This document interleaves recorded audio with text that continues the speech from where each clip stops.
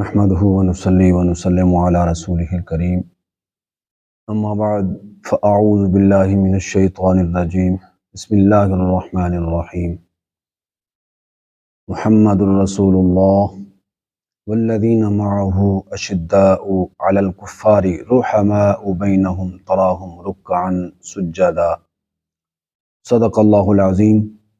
وقال النبي صلى الله تعالى عليه وسلم عن ابي هريرة قال قال رسول الله صلى الله تعالى عليه وسلم لا يجتمع حب هؤلاء الاربعة الا في قلب مؤمن ابو بکر وعمر وعثمان وعلی او کما قال علیہ السلام وصدق رسولہ النبی الکریم. اسلام ما است طاعت خلفاء راشدین، ایمان ما محبت آل محمد است، اہل سنت کا ہے بیڑا پار اصحاب حضور، نجم ہیں اور ناؤ ہے عطرت رسول اللہ کی. حضرت محترم خلفاء راشدین دی محبت، خلفاء راشدین دی اطاعت، اہل سنت و جماعت دا عقیدہ ہے کہ انہاں دی محبت دے بغیر کوئی بندہ مومن نہیں. آل رسول دی محبت دے بغیر کوئی بندہ مومن نہیں. جنہ دا خلفاء راشدین دی اطاعت دے عقیدہ نہیں، جڑے خلفاء راشدین دی اطاعت دے عقیدہ نہیں رکھ دے، انہاں دی اطاعت نہیں کر دے، وہ بھی اسلام تو باہر نہیں.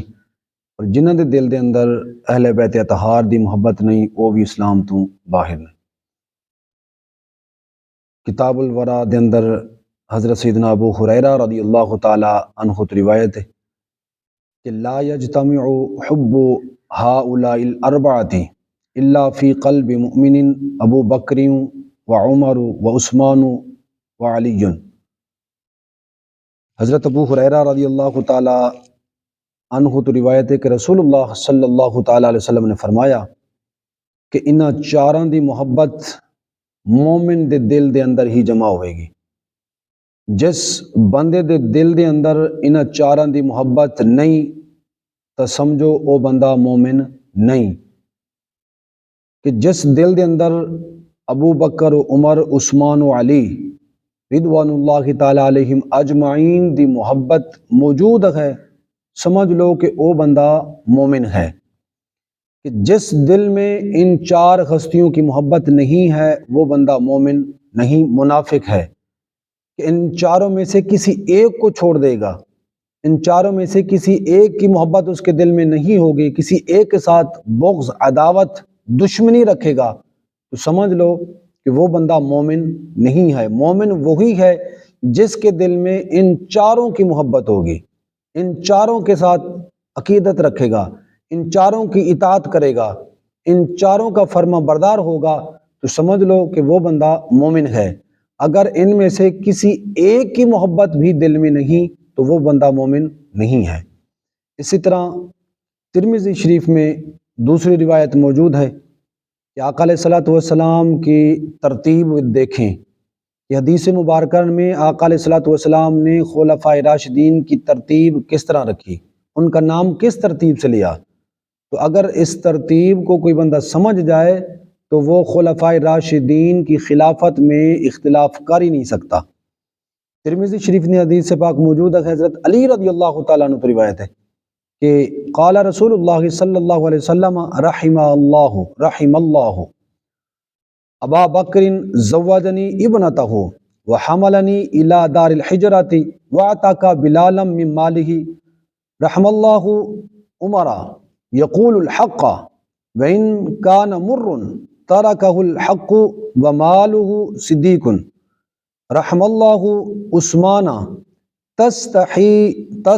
تستحييه الملائكة، رحم الله عليا اللهم أدر الحق معه حيث دار.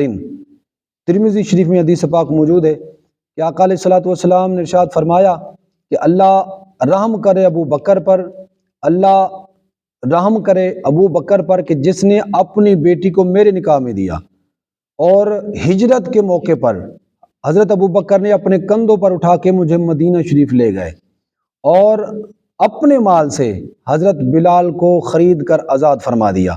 اور اللہ رحم کرے عمر پر کہ جس کی زبان پر حق بولتا ہے، جو ہمیشہ حق بولتے ہیں، وَإِن كَانَ مُرٌّ، اگرچہ حق کڑوا کیوں نہ ہو، تَرَكَهُ الْحَقُّ، اور جب حق بولتے ہیں تو اس حق کی قیمت ہمیں کیوں نہ ادا کرنی پڑے، لیکن پھر بھی حق بولتے ہیں۔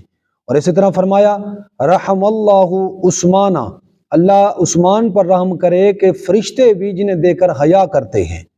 اور رحم اللہ علی، اللہ رب العزت علی پر، حضرت علی رضی اللہ تعالی عنہ پر رحم فرمائے کہ اے اللہ جہاں حق ہو علی وہی ہو، جہاں علی ہو حق وہی ہو۔